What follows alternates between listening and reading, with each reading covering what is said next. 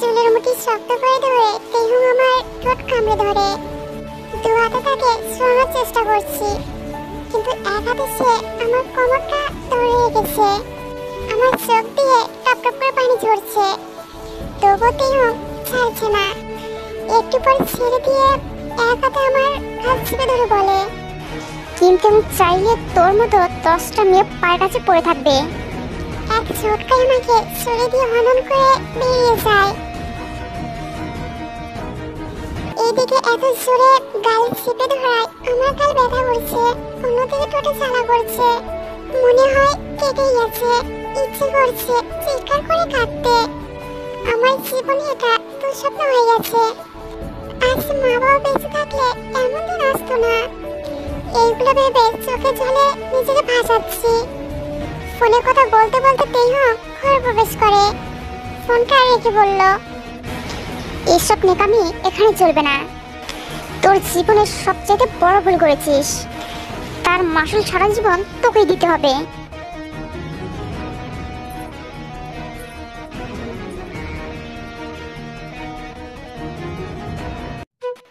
সত্যি বড় ভুল করেছি আমি। মা বাবার কার অ্যাক্সিডেন্ট হওয়ার পর মামার বাবার সংসারেই ফ্যামিলি আমার। দুবেলা দুমুঠো ঠিকমতো খেতে পারতাম না।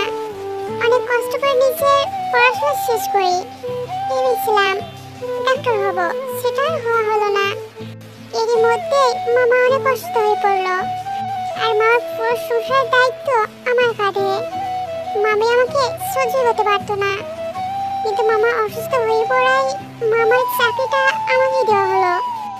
আমি এক কথায় রাজি হই, কারণ মামার চিকিৎসার খরচ, আমার মামার ছেলে মানে আমার ছোট ভাইয়ের পড়ার খরচ, তার উপর সংসার চালানো। আমার সামনে যেন পুরো পৃথিবীটা অন্ধকারে লাগছিল। নিজেকে খুব অসহায় মনে হচ্ছিল। যে অফিসে চাকরি পাই, সে অফিসের বস হলেন কিম তেয়ং। একদিন একটা ফাইল নিয়ে হুট করে তেহুংয়ের টেবিলে ঢুকে পড়ি। যা দেখলাম তার জন্য প্রস্তুত ছিলাম না। তেহুং অফিসে একটা মেয়ের সাথে খুব ঘনিষ্ঠ অবস্থায়।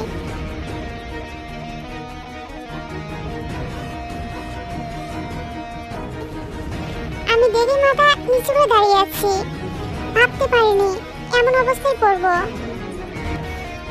How deer you! নক না করে আমার টেবিলে ঢোকার সাহস হয় কি করে তোমার? আই এম সরি স্যার, ভুল হয়ে গেছে। কোথা থেকে যে এসব জুটেছে কে জানে? মেয়ে, তোমার মা বাবা ভদ্রতা শেখায়নি? আমার প্রচুর রাগ উঠলো মা বাবার নামে এমন কথা শুনে। আমিও ছেড়ে কথা বললাম না। 2-4টা কথা আমি শুনিয়ে দিলাম আয়ু নামের ওই মেয়েটাকে। আমার ভুল হয়েছে, আমি স্বীকার করছি, কিন্তু তাই বলে আপনি আমার মা বাবাকে তুলে কথা বলতে পারেন না। আর ভদ্রতা যে কাকে শেখাতে হবে তা তো দেখতেই পাচ্ছি। You idiot! আয়ু আমাকে চড় মারার জন্য হাত তুলতেই ওর হাত ধরে ফেলি, এক ঝটকায় হাত ছুঁয়ে দেই। আয়ু মেয়েটা আমার ব্যবহারে পোকা হয়ে যায়, ভাবতে পারিনি এমনটা করতে পারবো। তেহুং এতক্ষণ ধরে শুনছিল, এবার এগিয়ে আসলো। এই মেয়ে, তোমার তো খুব সাহস দেখছি। স্যার, আপনার মিটিং এর ফাইল রেডি। ফাইলটা টেবিলে রেখে আমি বেরিয়ে আসছি। হঠাৎ 1 সপ্তাহের মধ্যেই আমার পোস্ট পরিবর্তন করা হয়। এখন আমি তেহুংয়ের পিএ। তেহুংয়ের পাশের কেবিনটা আমার। তারপর মাস শেষে অফিসে একটা পার্টির আয়োজন করা হয়। সে যার মতন পার্টিতে উপভোগ করছে। এসব আমার অভ্যাস না থাকায় আমি এখনো দাঁড়িয়ে আছি। আমার ফোনটা হঠাৎ করে নিচে উঠে। স্ক্রিনে তেহুং স্যারের নাম্বার। একটা জরুরি ফাইল নিয়ে কেবিনে যেতে বলে। আমি তড়িৎ করে কেবিনে ঢুকে দেখি তেহুং স্যার চেয়ারে নেই, দাঁড়িয়ে আছে জানালার কাছে। আমি গুটিসুটি পায়ে গিয়ে তেহুংকে বললাম, স্যার ফাইল। টেবিলে রাখো। রেখে চলে যাচ্ছি, তখন তেহুং পিছন থেকে হাত টেনে ধরে। আমি ভয় পেয়ে ঘুরে দাঁড়াই। তেহুং একদম কাছে চলে এসেছে আমার। তার চোখ দুটো টকটকে লাল হয়ে গেছে। মনে হয় পার্টিতে সাথে ড্রিঙ্কস করেছে অনেক। আমি শত চেষ্টা করেও ওনার হাতটা আমার থেকে সরাতে পারছি না। তখন আমি বলে ফেলি, আমার কাজ আছে, হাত ছাড়ুন। কোথায় যাচ্ছ? এত তাড়া কিসের? তাছাড়া তুমি আমার বিয়ে, আমি যা বলবো তুমি তাই করবে। এই কিম তেহংয়ের কাছে সবাই ফিরতে চায়, আর তুমি কেন দূরে থাকো? তেহং আমার সামনে এলোমেলো চুল আঙ্গুল দিয়ে ঠিক করে দিতে দিতে বলে। আমার কাছে তেহং স্যারের ভাব ভালো লাগছিল না, তাই এবার একটু আমি বেশ জোরে সোরে চিল্লিয়ে বলে উঠি, হাত ছাড়ুন বলছি। এটা বলতেই উনি আমার হাত ছেড়ে তেহরে চেপে ধরে আমাকে। ভয়ে আমার হাত পা জমে আসে। তেহং স্যার ক্রমশ তার মুখ এগিয়ে আনে। কি করবো বুঝতে না পেরে হাত চমকায় একটা ধাক্কা দিয়ে তেহংয়ের হাত সরিয়ে দিয়ে ঠাস করে একটা চর বসে দিয়ে তেহং স্যারের গালে। উনি প্রথমে বুঝতে পারছিলেন না কি করেছে, একটু সময় নিয়ে বলল, এই নিয়ে তুই কিম তেহংয়ের গালে চর দিয়েছিস, এর পরিণাম কি হতে পারে তুই নিজেও জানিস না। ওনার কথা পাতা না দিয়ে আমি বের হতে চাই কেবিন থেকে, কিন্তু তেহং স্যার আমার হাত ধরে এক টানে দেওয়ালে চিপে ধরে আর আমার ঠোঁটে অসম্ভব রকমের ফ্রুট কিস করে। অনেক ধস্তাধস্তির পর ধাক্কা সামলাতে না পারে তেহং স্যার তার টেবিলের ওপর পড়ে যায়, আর আমি দৌড়ে বেরিয়ে আসি কেবিন থেকে। আমি পুরো রাস্তা অনেক কান্না করতে করতে যখন এটা ভাবতে ভাবতে যে আমার চাকরিটা আর থাকবে না কনফার্ম, তখন আমার মাথায় আকাশ ভেঙে পড়লো। কিভাবে অমন লোকের চাকরি করব? ওই দিনের পর থেকে কেটে যায় 2 দিন। এর মধ্যে তেহং স্যারেরও কোনো ফোন আসেনি। তারপরে হঠাৎ একদিন আমি বাইরে থেকে বাসায় ফিরে দেখি আমার মামার ছেলে মানে আমার ছোট ভাই সিমিন আমার কাছে দৌড়ে এসে আমাকে মিষ্টি খাওয়ার জন্য উঠে পড়ে লেগেছে। বাসার সবাইকে অনেক খুশি দেখাচ্ছিল। যখন আমি এই খুশির কারণটা জানতে পারি, আমার পায়ের তলা থেকে মাটি সরে যায়। আমি ছুটে গেলাম মামির কাছে।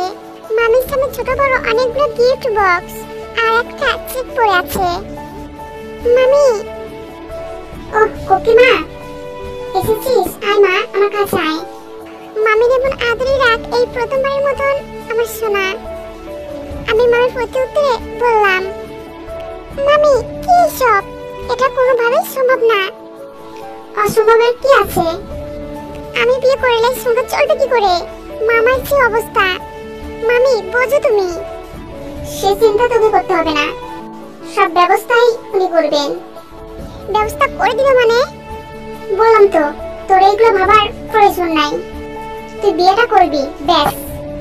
আমি বুঝতে পারছিলাম না তেহং স্যার কেন আমাকে বিয়ে করতে চাইছে। লোকটার প্রতি ঘৃণা ছাড়া কিছুই আসে না যেন। হাজারটা প্রশ্ন মাথায় ঘুরছে। পরের দিন খুব তাড়াতাড়ি অফিসে যাই। তেহং স্যারের কেবিনে গিয়ে দেখি উনি ফোনে কথা বলছে। আমাকে দেখে ফোন রেখে দিল। আরে মিস কোকিছে, ওখানে দাঁড়িয়ে কেন? এসো এসো, ভিতরে এসো। এসব কেন বলছেন আপনি? তোমাকে ভালো লাগে তাই। এটা যে আসল উদ্দেশ্য নয় সেটা আমি বেশ বুঝতে পারছি। Smart girl.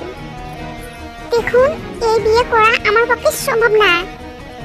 বিয়ে তো তোমাকে করতেই হবে, আর সেটাও 1 সপ্তাহের মধ্যে। অসম্ভব, কিছুতেই না। প্রয়োজনে চাকরি ছেড়ে দিব। এটা বলেই বেরিয়ে আসলাম কেবিন থেকে। আর যাই হোক, ওই লোকটাকে বিয়ে করা সম্ভব না। কেটে গেল 2-3 দিন। তারপর আমি আবার গেলাম তেহং স্যারের অফিসে আমার স্যালারি তুলতে। ওখানে গিয়েই আমার মাথায় আকাশ ভেঙে পড়লো।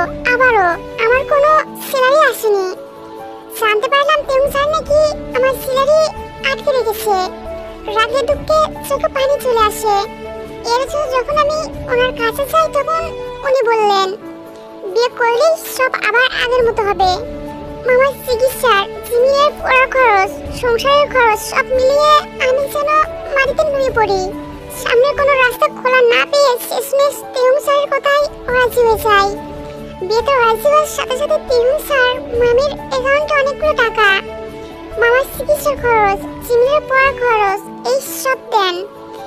তারপরে তেহং স্যারের সাথে আমার বিয়েটা হয়ে যায়। আর বিয়ে করেই এই প্রথম ওনার বাড়িতে নিয়ে আসে আমাকে। এনে চুলের মুঠি শক্ত করে ধরে এই কানটা গোটায়।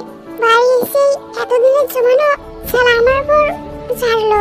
আমি জানতাম এই লোকটা আর যাই হোক আমাকে ভালোবাসে না।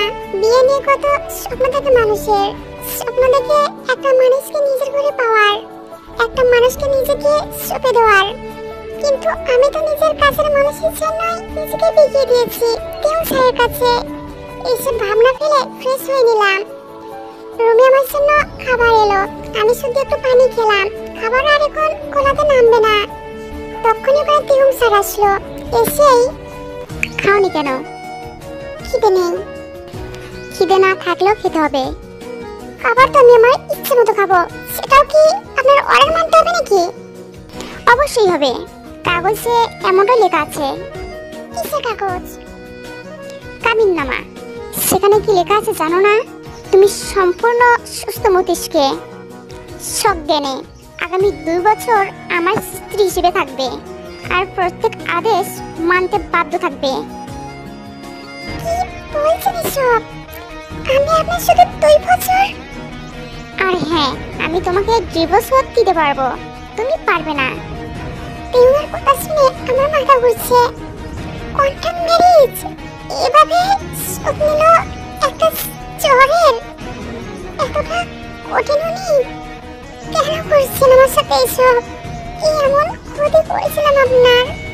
তুমি তেহমকে এখনো চিনোনি, চিনবে ধীরে ধীরে। 2 বছর অনেক সময়, এর মধ্যে ভালো করে চিনবে। এবার খেয়ে নাও। খাবো না।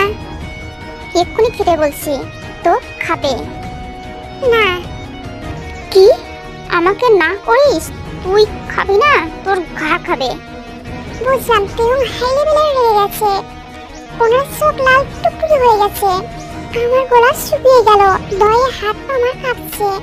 উনি যে এমন করবেন এটা আমার ভাবনার থেকে উপরে। উনি একটা পাউরুটি নিয়ে জোর করে আমার মুখে ঠেসে দেয়। এত বদমেজাজি মানুষ আমি জীবনে দেখিনি। রাতে ওনার সাথে আমি একই বিছানায় এক ধারে কুটুরিটি মেরে শুয়ে আছি আর মনে মনে ভাবছি, এই কাটাস পিটা তো একদম মিথ্যা, না জানি কখন কি করে। আমার বলা কথা শেষ করে না উঠতেই আমি কিছু বুঝে ওঠার আগেই তেও আমাকে পিছন থেকে আঁকতে পিছতে ওর 2 হাতে শক্ত করে চাপতে ধরে আর একটা ওর বুকের ওপর। আরে কি করছেন? ছাড়ুন বলছি, ছাড়ুন। সারার জন্য তোমাকে এনেছি বলেই উনি আমার উপর ঝাঁপিয়ে পড়ে নিজের বাসনা মেটাতে ব্যস্ত। আমাকে করা আর প্রতিটা স্পর্শ আমাকে মনে করে দিচ্ছে আমি শুধু যেন ওনার কামনাময়ী। একটা নারীর জীবনের সব থেকে একটা শ্রেষ্ঠ মুহূর্ত হলো তার বাসর। অনেক স্বপ্ন সাজিয়ে রাখে এই দিনটার জন্য। হ্যাঁ, আমার অনেক স্বপ্ন ছিল এই দিনটাকে নিয়ে, বাট ওই যে নিজেকে বিকিয়ে দিয়েছি ওনার কাছে। তিহুমের থেকে নিজেকে বাঁচানোর সব চেষ্টা ব্যর্থ হলে রাগে দুঃখে আর শারীরিক যন্ত্রণায় চোখ ভাসাচ্ছি। আমার সেসব কিছুই তিহুমকে স্পর্শ করতে পারিনি। এখন এমনটা প্রায় হতে থাকে, কিন্তু আমার ওনাকে করা এতগুলো ঘৃণার মাঝেও অনেকবার লক্ষ্য করেছি তিহুমের চোখে কিছু তো আছে, সেটা আমার অজানা। বুঝতে পারি না প্রেম নাকি অপরাধবোধ। তিহুমের চোখে যাই থাকুক না কেন, আমার চোখে আছে একরাশ ঘৃণা। সরি কোকি, খুব ঘৃণ স্বরে বলল তিহুম। আমি ওনার দিকে রাগী ভাব নিয়ে তাকিয়ে ইচ্ছে মতো গালি দিলাম। না, প্রকাশ্য নয়, মনে মনে। সরি তোর কুস্তি কিলাই, বজ্জাত লুচ্চা খাটাস বলে আমি অন্য পাশে হয়ে নীরবে কেড়ে যাচ্ছি। পরের দিন খুব সকালে ফজরের নামাজ পড়ে ছাদে দাঁড়িয়েছি। হঠাৎ তিহুম এসে পাশে দাঁড়িয়েছে। ওকে দেখেও কিছু বললাম না। Wow, so beautiful. কি তুমি কোকি বেবি? না মানে এই যে কি সুন্দর হাওয়া দিচ্ছে, তাই না? আমি ভুল কুচকে তাকালাম। উনি মুস্কি হাসছেন। উনি কিছু বলবেন, তখনই ওনার ফোনে কল আসে। ফোনটা তুলেন উনি। হ্যালো, কি কথা হলো জানি না। তেমন ফোনটা রেখে দিল, কিন্তু ওর চোখে মুখে ভয়ঙ্কর একটা কিছু দেখতে পাচ্ছিলাম। তেহুম এখানে 2 মিনিটের বেশি আর দাঁড়ায়নি, চোখ মুখ লাল হয়ে চলে যায়। আমি হঠাৎ ওর এমন চেহারা দেখে ভয় পেয়ে যাই। আমার গলা শুকিয়ে কাঠ হয়ে যায়। তারপর সন্ধ্যা পর্যন্ত অনেক আর দেখিনি। বেশ রাতে উনি বাড়ি ফিরেন, কিন্তু উনি স্বাভাবিক ছিলেন না। দেখেই মনে হচ্ছিল একটু নয় একসাথে অনেকগুলো ড্রিঙ্কস করেছে। টলতে টলতে রুমে আসছিল। আমি এগিয়ে যেতে দিহম আমার উপর তুলে পড়ে। আমি কোনো রকমে ওনাকে বিছানায় শুয়ে দিয়ে চলে আসবো।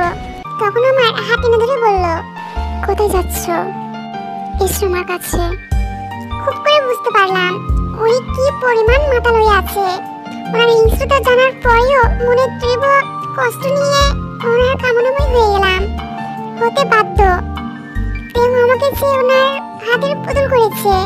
দুদিন পর রাতেও আমাকে বলে, অনেক হয়েছে কোকি বেবি, অনেক আরাম করেছেন, এবার আরাম ছেড়ে কাজে লেগে পড়ুন, বুঝলেন? মানে আপনি আজ থেকে অফিসে যাবেন, তাও আমার সাথেই, ফেরাও আমার সাথেই। আমি ভুরু কুঁচকে তাকালাম। ভাবতে পারিনি আমি বিয়ের পরেও অফিসে যেতে পারবো। এই মুহূর্তের জন্য তেয়ংকে আমার অচেনা লাগছিল। আমি সত্যি বুঝতে পারছিলাম না ওনাকে। জানি না আদৌ পারবো কিনা। সেদিন তেহং একাই গেলেন অফিসে। আমি পরের দিন যাই। গিয়ে সর্বপ্রথম আমার চোখ যেটা থেকে এড়ালো না, আর চোখে ঘৃণা আর আগুন যেটা আমার প্রতি পড়া, সেটাকে আমি পাত্তা না দিয়ে তেহংয়ের কেবিনে ঢুকেই দেখি আমার কেবিনে অন্য কেউ। আমি কিছু বুঝতে পারছিলাম না। তেহং ছিল না, মেয়েটা একাই ছিল।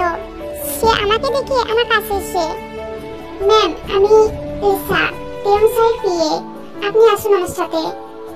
কিছু না বলে গেলাম। ম্যাম আজ থেকে আমার কেবিন এইটা। আমি সঙ্গে গেলাম। আমার কেবিন মানে? আজ থেকে আপনি কোম্পানির সিএম। আমি আরেকবার চমকালাম, কি হচ্ছে কি? তেহং এগুলো কি শুরু করেছে? আমি সাথে সাথে তেহংয়ের কাছে গেলাম। আপনি কি চাইছেন জানতে পারি? কেন করছেন এমন? কি করেছি? সিএম সিএম করেছেন আমাকে।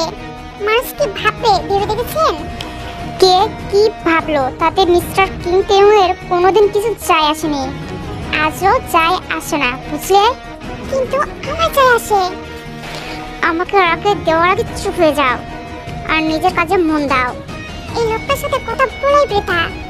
তেহং এইটা করার পর অনেক কথা চলছিল এইখানে সেখানে। আমি বেশ বুঝতে পারছিলাম কথাগুলো এমন এমন ছিল যে 2-4 দিন অফিসে না যেতে শেষ অব্দি চাকরিটাই ছেড়ে দিতে হয় আমায়। আমি এটা ঢের বুঝেছিলাম। আমি যে তেহং স্যারের ওয়াইফ এটা কেউ জানে না, বাট ছেড়ে যেতে কদিন। চাকরি ছেড়ে বাসায় বসে থাকলাম। তেহং জিজ্ঞাসা করেছিল চাকরি ছাড়ার কারণ, আমি বলি না। পরে আর শুরু করিনি। আরো কেটে যায় 1 সপ্তাহ। বেশ ভালো কাটে দিনগুলো। তেহংকে এতটা স্বাভাবিক আগে দেখিনি। আমার সাথে কোনো মিসবিহেভ করেনি। তারপর একদিন রাতে তেহং বিছানায় হেলান দিয়ে বসে আছে, ফুটের করে মৃদু হাসি আবা। আমি বিছানায় বসে চুল ঠিক করছি। শুভ তখন মনে হলো আমার গায়ে কিছু একটা আছে। আমার হাত কাঁপতে থাকে। ভয়ে ভয়ে হাত দিয়ে ঝাড়তেই আমার সামনে এসে পড়লো। আমি চিৎকার করে তেহংকে জড়িয়ে ধরি। চোখ আর খুলি না। আসলে ওটা ছিল মাকড়সা। আমি মাকড়সাকে ভীষণ ভয় পাই।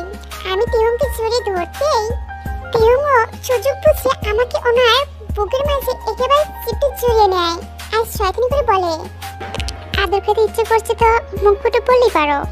এত নাটক করে আমার বুকে আসা দরকার ছিল না, একবার বলেই দেখতে। ওর কথার মানে বুঝতে না পারলেও চোখ মেলে বুঝলাম মাকড়সাটা ওর হাতে। আমি চিৎকার দিয়ে আর শক্ত করে ওকে জড়িয়ে ধরি। আরে কি করছো কি? ছাড়ো ছাড়ো, দম বন্ধে মরে যাবো তো। সত্যি বেচারার অবস্থাটা না সাহাল। দেখলাম ও ওর হাত থেকে মাকড়সাটা ফেলে দিয়েছে, তাই আমিও আস্তে আস্তে ওকে ছেড়ে দিলাম। কিন্তু ও আমাকে ছাড়ছে না। শক্ত করে ওর 2 হাত আমাকে একেবারে ওর বুকের সাথে মিশিয়ে রেখেছে। বুঝলাম না ওরা তেমন কেন করছেন উনি। ছাড়ুন। তুমি তো ধরেছো, আমি কি ধরেছি নাকি? আদর পেতে নাটক করলে। কি সব চাটা বলছেন? যা সত্যি তাই। এবার ছাড়ছে না বেবি। আমি অবাক হয়ে গেলাম হাসতে হয়ে এই রূপ দেখে। উনি যতবার আমার কাছে এসেছে ওনার থেকে শুধু নরম যন্ত্রণাই ভোগ করেছি, কিন্তু আজ তার স্পর্শগুলোতে অন্যরকম ছিল। অজান্তে আমি বন্ধু হয়ে গেলাম ওনার ছোঁয়ায়। পরের দিন সকালে সর্বপ্রথম উঠে আমার টেবিলের দিকে চোখ যায়। যেতেই আমি আটকে উঠি। এ কি এখনো সেই মাকড়সা? এখনো এক জায়গায় আছে? মাকড়সাটা কি মারা গেছে নাকি? নড়াচড়া করছে না তো। তখন তে